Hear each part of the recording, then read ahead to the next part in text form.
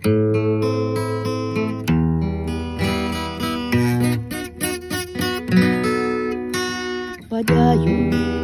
sa himaya mo karon,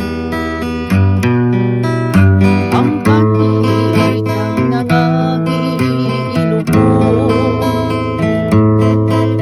Padayon sa hudya ka, samtang imo pakaron ay ugma damlag.